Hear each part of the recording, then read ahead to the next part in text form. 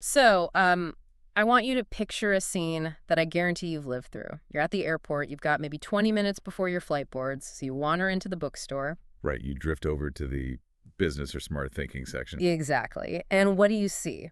For the last 15 years, it's basically a shrine built to three specific men: Malcolm Gladwell, Anders Ericsson, and David Epstein. Oh, yeah. The holy trinity of the self-improvement canon. You really can't escape them. You can't. And here's the thing, I've read all of them. And I feel like I'm suffering from intellectual whiplash because if you read Gladwell's Outliers, you walk away thinking the secret is just volume. Put in your 10,000 hours and grind it out. Right, sheer quantity of time is the magic variable. Yeah.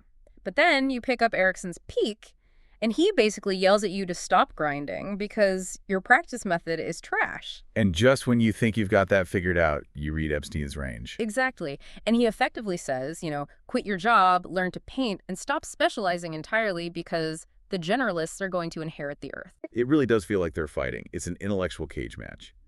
And the problem is most people read just one of them and treat it like the gospel truth. Which is exactly our mission for this deep dive today. We are going to referee this fight. Fast-paced, right to the point. Because the stakes are high. We're talking about how you allocate your life. Do you go deep or do you go broad? Right. Are you wasting time dabbling when you should be focusing, or are you drilling the wrong skills for 10,000 hours? So let's jump in. 2 minutes on the clock for the core theses. In corner one, Gladwell's Outliers. So Outliers rewired how we talk about success. Gladwell argues it's not just innate talent, it's a cumulative advantage plus massive opportunity. The famous 10,000-hour rule. Right, but the nuance is the opportunity to get those hours. The Beatles didn't just have talent, they had the luck to get booked in Hamburg strip clubs, playing 8-hour sets. They accumulated 10,000 hours before anyone knew their names. Same with Bill Gates and his unprecedented access to a computer terminal in the 60s. Exactly. But then, corner two, Anders Ericsson with Peak. He's the actual scientist who did the violin study Gladwell cited. And he was not thrilled with Gladwell's interpretation. Right? No, he wasn't. Ericsson says deliberate practice is everything. Naive practice just putting in time doesn't work. It's not about logging 10,000 hours. It's about intense focus, immediate feedback, and getting out of your comfort zone. Okay, and then corner three, David Epstein flips the table with range. He does. He says in most fields, generalists actually beat early specialists. He attacks that cult of the head start, the whole Tiger Woods model of playing golf at 7 months old. Right, he contrasts that with Roger Federer, who played a ton of different sports, a sampling period before focusing on tennis. Okay, so those are the three corners: volume, method, breadth. Now let's get into the main disagreement. 3 minutes on this.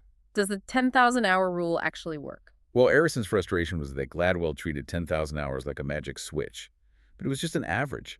Half the elite violinists hadn't even hit that by age 20. And more importantly, 10,000 hours of what? This is the naive versus deliberate practice thing. Exactly. Think about driving a car. You've probably driven 10,000 hours in your life. Are you a Formula One driver? Definitely not. I'm usually listening to a deep dive and drinking coffee. I'm on autopilot. That's naive practice.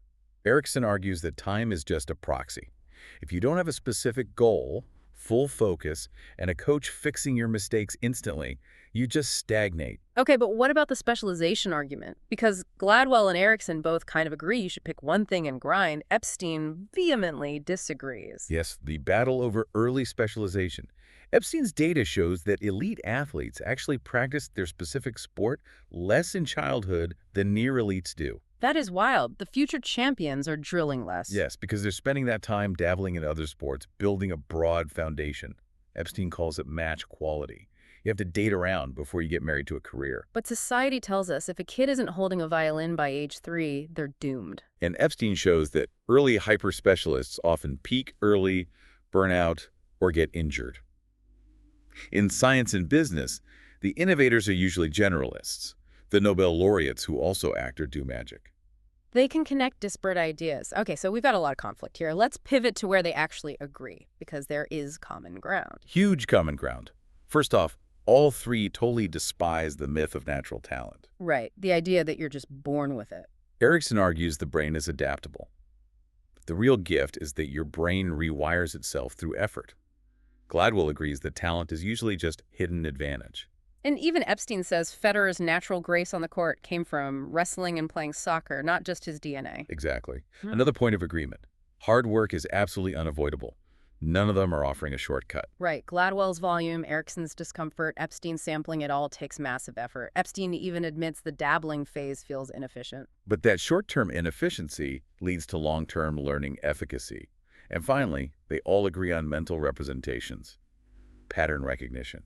Like chess masters seeing the whole board in chunks, rather than individual pieces. Yes. Ericsson calls it mental representations. Epstein calls it thinking outside your experience, using analogies.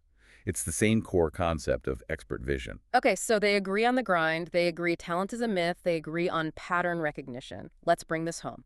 The bottom line, we have 3 minutes to give the listener actionable takeaways. Which book is right? Context is king here. You have to ask yourself, are you operating in a kind world or a wicked world? Define that really quick. What is a kind world? A kind environment is like golf, or classical music, or coding syntax. The rules never change. Feedback is instant and accurate. So if I'm in a kind world, who do I listen to? You listen to Ericsson and Gladwell. You need deliberate practice. You need the hours. Start early, specialize, and grind those repeating patterns. So what if I'm a manager, or an entrepreneur, or a parent? That is a wicked world. The rules shift constantly. Feedback is delayed or just wrong. A solution that worked yesterday might fail tomorrow. So in a wicked world, hyper-specializing is actually a trap. Exactly. In a wicked world, you throw out peak and you pick up range. You need to sample widely. You need to draw analogies from totally different industries to solve unique, messy problems. Okay, actionable advice. Let's say I'm a specialist listening right now and I feel stuck. Stop counting your hours. You're probably doing naive practice. You need a feedback loop. Get a coach or a mentor who stops you the second you make a mistake. Break the autopilot. Yes. Force yourself out of the comfort zone. And what if I'm a generalist? I've jumped careers, I have a dozen weird hobbies, and I feel guilty for not picking a lane. Lose the guilt immediately. In a wicked environment, your diverse background is your superpower. You have analogical thinking that a narrow specialist simply doesn't have. So if we were to build a master strategy, a synthesis for life, it sounds like a chronological progression. It really is. Step 1, start with Epstein. Sample widely, especially early in your career or childhood. Find that match quality. And step 2. Once you find the exact right fit, switch to Ericsson. Apply relentless, deliberate practice to master that specific domain. And step 3 is Gladwell. Right. Always understand that your environment dictates your speed. Seek out the Hamburg strip clubs or the lakeside mainframes of your industry to get those high-quality reps in faster. That is a perfect synthesis. But I want to hit you with a final thought before we wrap this deep dive, something that stuck with me comparing these. Let's hear it. Ericsson says the limit of human performance hasn't been reached yet. We can always practice better. But Epstein warns about AI and computers. Ah, right. The automation of kind environments. Exactly. Computers are flawless at kind games. Chess, calculation, pattern matching AI wins every time. Which means if you are spending 10,000 hours trying to master a kind domain today, you are essentially racing a machine that doesn't need to sleep. So does that mean the future belongs entirely to the generalists? The people who can connect the dots in a wicked, unpredictable world? It's a massive paradigm shift. Yeah. We built the 20th century around the specialist. But in the age of AI, range might actually make peak obsolete for human workers. Because the machine executes the technical skill, but the human has to know which problem actually matters. Exactly. The human brings the context. Well, that is definitely something to chew on. So for you listening, diagnose your world right now. Is it kind or is it wicked? Go dabble or go grind, but make sure you know which game you're playing. Choose wisely. Catch you on the next deep dive.